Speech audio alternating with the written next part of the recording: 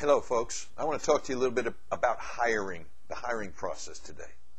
Most organizations, when they're looking for somebody to fill a position, they look within. There's nothing wrong with finding someone that already knows a task, but especially when you start promoting people. I see this over and over again. Jimmy's really good at flipping burgers. So what we're going to do is we're going to make Jimmy a manager and put him a leader over people. And we honestly believe that this is going to happen. And it's going to happen well. Now, it does occasionally.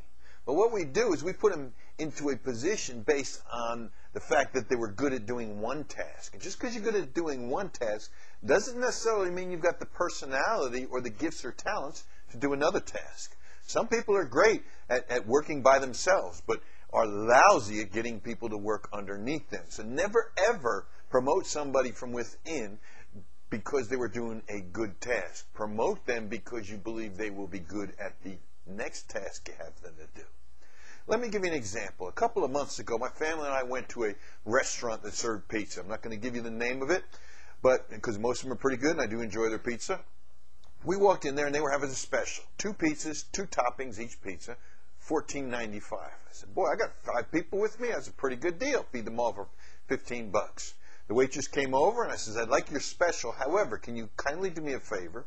Because not everybody in my family likes toppings. Will you please take the toppings that were on one pizza and put them on the other? This way I have 4 on one and a plain pie with no toppings. She said, I'm sorry, we can't do that. Now, years ago, I probably would have got a little upset and argued with the waitress, but I understood that she was probably just following orders. So I looked over to the side and I seen somebody behind the register, and I thought, well, maybe I can convince that person to let me have my way because I don't think my request was unreasonable. So I went to the woman behind the register and I put on my best Bob Smiley face and I said, hi, ma'am, how are you today? She said, fine. I said, I was wondering if you could help me out with the problem that I'm having. She said, oh, we'll do our best. Very polite. I said, I would really like your special. However, I have a couple of folks in my family that like their pizza plain, and I love toppings. So can you do me a favor and give me their toppings, put them on my pizza instead, and I can still get that special? No, we can't do that. There's the attitude started to develop. Now, I'm telling you, remember, what we say, only 7% of what people hear come from our words. 38% comes from the tone of their voice, and 55% comes from the body language, right? So I had, no, we can't do that. Tone went up a little bit, was a little bit firmer. Unfortunately, I like to get my way sometimes, especially when my request is not unreasonable, at least to me.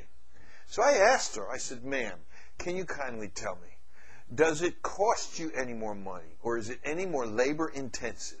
Instead of dropping the pepperoni over here to just drop it over there while you're making the pizza?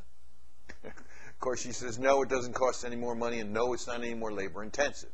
I said, so if it doesn't cost the company any additional money, and it doesn't cost them any additional labor, will you, to please the customer, will you please do that? No, we're not going to do that. Now I started to see an attitude develop even stronger. Now I know many of you would go back, just say, oh well, pick the pepperoni off yourself, or maybe go to another restaurant. I'm firm. Sometimes my wife says I'm like a donkey, but I'm not going to go there. I had to get even deeper, and I had to ask for the manager. Figuring if I go up the ladder a little bit, maybe somebody up there can either explain to me the reason, or I can get my way, being it's not costing any money. And the answer I got was, you said it, I am the manager. But I didn't just get, I am the manager. First I got that 2 o'clock foot. You know when they put their foot out to 2 o'clock? And then I got hands on hips. Body language, remember, says a lot. Hands on hips. Now, I don't know what this is when women do this. All right? I know when men do this. When they start getting defensive, they might put their hands here. They'll take this, put it back where it was 20 years ago. They also might do this, get a little defensive and say, I am the manager, somewhere along those lines. But I got 2 o'clock foot, hands on hips. And then here's one that I would love for some of you women to comment on and let me know what's going on here. Why is it that when some of you start to develop an attitude, you suddenly lose the strength in your neck muscles? I am the manager. I got that wobbly head thing going on there. Now, what do you think that sent to me? I was being nice. I was being kind. I wasn't getting loud voice. I was just asking a simple question. But I am the manager. I'm telling you. Do you remember when your children used to roll their eyes at you? Yeah, you go ahead, roll them one more time. They'll be rolling across the floor. I wanted to reach up and knock that wobbly head right off the neck. But I've learned how to control my emotions, and I didn't. Now, I said that to say this. Do you think she was gifted in management? I guarantee you, she could probably make a pizza bar none. She could excellent back there behind the grill with the food, but not out there with people. She had no people skills. Couldn't speak to me right. Had the body language coming in. I started to get upset. I went back, and because I know some of you wondering what the heck I did, I picked the pepperoni off myself, and then I fired off the company a letter. I got the address of the franchise owner. I fired him off a letter saying, listen, you really need to teach your folks some people skills and some management skills. And by the way, here's my card. Give me a call if you'd like me to do the training. I never did hear from them. But that's a perfect example of looking at a person, probably putting them into a position because they were good at one thing and not another. Do your due diligence. Make sure they're qualified, gifted, and trained in the position you're going to put them in rather than just place them into another one.